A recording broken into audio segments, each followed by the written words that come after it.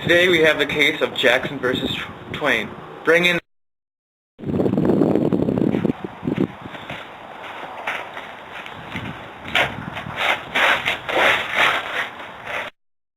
Mrs. Jackson, you are suing Mr. Twain for hate crimes using the N-word and other racial stereotypes in the novel The Adventures of Huckleberry Finn. Mrs. Jackson, you are suing Mr. Twain. You may speak first. Go. Jim, throughout the book, the use of the N-word and other stereotypes are used. Are you offended by this? Not at all. That's what they called all of us back in that day. Since the N-word is offensive today, couldn't someone take offense to the use of the N-word in the novel? Nothing further. That is good, sir. You may sit down, Jim. Next, I call up Huckleberry Finn.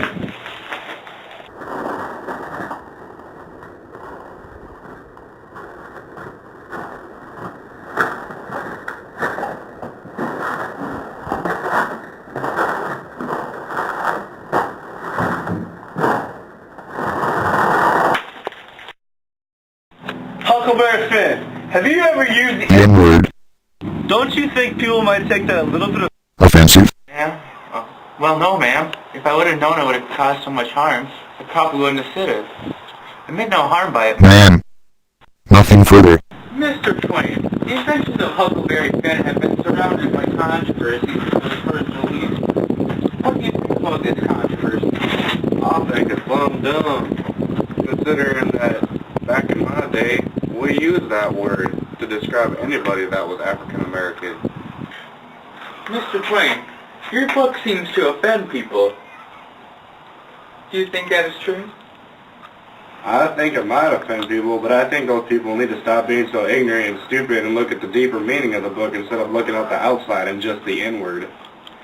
So you're saying people should look at the morals of the story and also the use of satire in it? Yes. The use of satire. We're making fun of people who use stereotypes. And saying how slaves are more compassionate than the white people who are owning them? We're not saying that. We're just saying that people need to look at it on a deeper level instead of looking at them as just stupid slave people, which they're not. They're smarter than you may think they are. People just back in those days just didn't have to believe that. So you went against the grain, even though you're in the South, and fought against slavery and discrimination by using your book. Yes.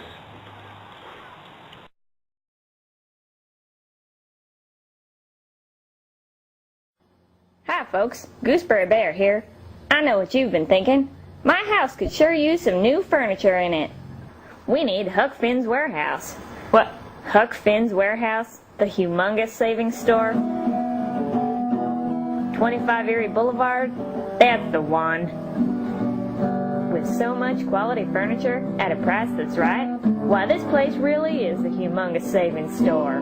Huck Finn's Warehouse and more.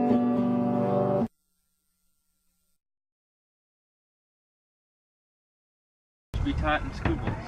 Well, I don't think this book should be taught in schools because of its use of racist words. The N-word, putting them down, just racial slurs. You mentioned before about racial stereotypes. What stereotypes did you see before?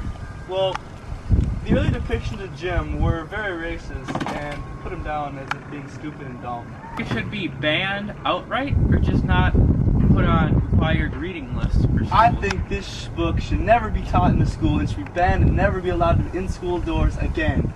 You're a fool! But what do you think about the satire in the novel? The use of the N-word in this satire that might have been the outrage and any material that it might have been. Stupid people! Why don't you put a little boy in a position of authority over Jim within the book? Because I'm trying to prove a point about how America is stereotypical. Why don't you shut up and listen? I'm making fun of America, and if you can't accept that, That is unacceptable. And it is.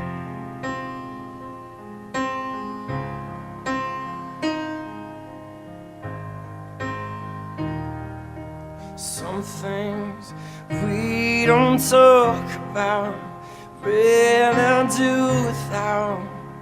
Just hold the smile, falling in and out of love, ashamed and proud of, together all the while. You can never say never while we don't know when. Time and time again, younger now than we were before. Don't let me go, don't let me go, don't let me go. Don't let me go, don't let me go, don't let me go. Picture you're the queen of everything, far as the eye can see, under your command. I will be your guardian when all is crumbling. Steady your hand. You can never say never while we don't know when. Time and time again, younger now than we were before. Don't let me go, don't let me go, don't let me go. Don't let me go, don't let me go, don't let me go. We're full of life and coming together again and again. We're crawling apart, but we falling together, falling together.